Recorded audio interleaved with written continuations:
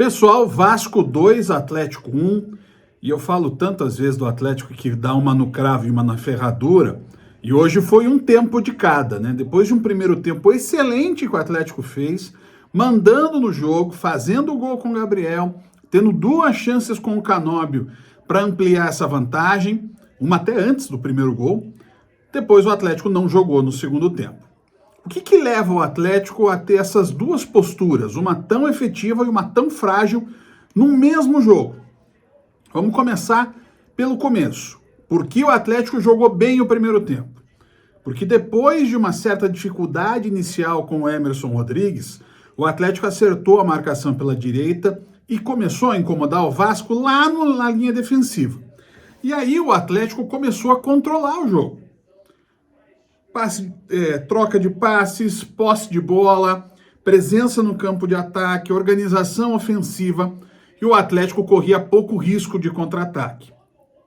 E aí o resultado foi o domínio que o Atlético teve no primeiro tempo, o gol que o Gabriel fez, o Atlético depois do gol teve a chance do Canóbio que o Léo Jardim defendeu, e era um primeiro tempo em que o Atlético era superior e merecia a vantagem em São Januário. Ali estava o caminho para o jogo. O que tinha que fazer do primeiro para o segundo tempo?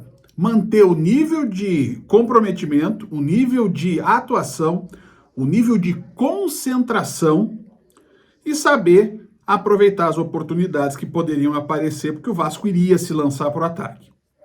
O Vasco volta, né, sem o Adson com o Ryan. O Atlético também volta. O segundo tempo começa semelhante ao primeiro, com o Vasco tendo dificuldades, errando passes, tentando pressionar e não conseguindo, e o Atlético dentro do campo do Vasco, controlando o jogo com a manutenção da posse de bola.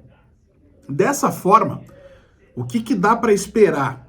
Né? O Atlético tem que ter a cabeça para tocar o jogo, levar a partida até o final, fazendo as alterações para não mudar muito o perfil do time, e sim para deixar a equipe mais inteira, mas com mais fôlego no decorrer do segundo tempo.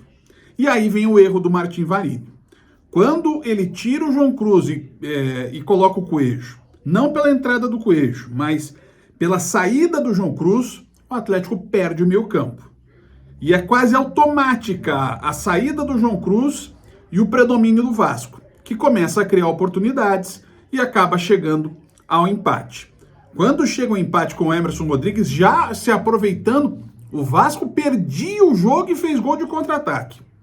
Né? Para ver como o Atlético tem essa dificuldade da transição defensiva. Que é bom lembrar, diante do Belgrano, isso afetou menos porque o Atlético jogou mais compactado, porque estava com um a menos. Então, as linhas do Atlético estavam bem atrás e bem compactadas. O Atlético se protegeu e segurou a vantagem sobre o Belgrano até sem muita dificuldade.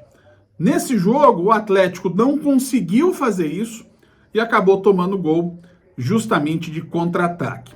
O Atlético ainda toma o gol do Hugo Moura, em que já há uma falha da defesa. Né? Vamos lá. O Emerson Rodrigues chamou o Thiago Heleno para dançar no primeiro gol. No gol anulado do Hugo Moura, a defesa do Atlético para e acaba, né, no corte errado do Thiago, o gol de voleio do Hugo Moura no canto do Léo Link. Para mim, eu tive a sensação que a bola tinha batido no Léo e saído. Mas não, ela bateu no Léo e acabou entrando. E o segundo gol é aquela velha história. Você pode não saber nada do Vasco, mas você sabe que vão jogar bola na área para o Verratti.